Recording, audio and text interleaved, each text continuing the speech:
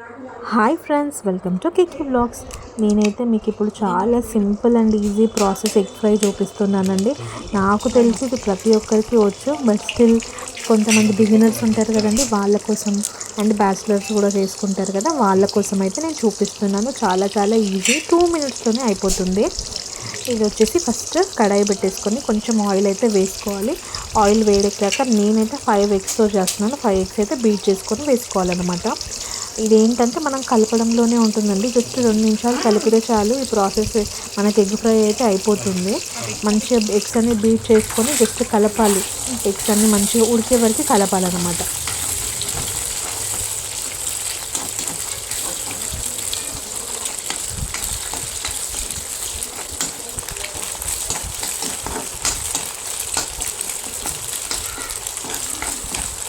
చూసారు కదా, ఇలా నార్మల్గా అయిపోవాలన్నమాట. ఇలా అయిపోయాక కొంచెం పసుపు అయితే వేసుకొని మనం మళ్ళీ కలుపుకోవాలి. పసుపు వేస్తే ఏంటంటే కొంచెం నీసు స్మెల్ అనేది రాకుండా ఉంటుందన్నమాట. సో మనం దీని తర్వాత కొంచెం జింజర్ గార్లిక్ పేస్ట్ కూడా వేసుకొని మంచిగా కలుపుకోవాలి.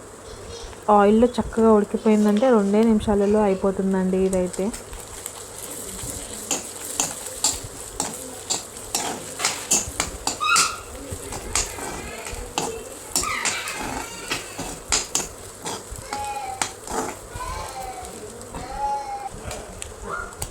దాని తర్వాత కొంచెం కారం వేసుకొని కొంచెం ఉప్పు వేసుకొని మళ్ళీ కలుపుకోవాలన్నమాట. నేనైతే కారం చాలా తక్కువ వేస్తాను, మా పాప కోసం అని చెప్పేసి. పిల్లలకి ఎక్కువ కారం పెట్టకూడదు కదండి, అందుకోసం నేనైతే కారం మినిమమే వాడతాను. అన్ని కర్రీస్లో కూడా ఎక్కువ వేసుకోను.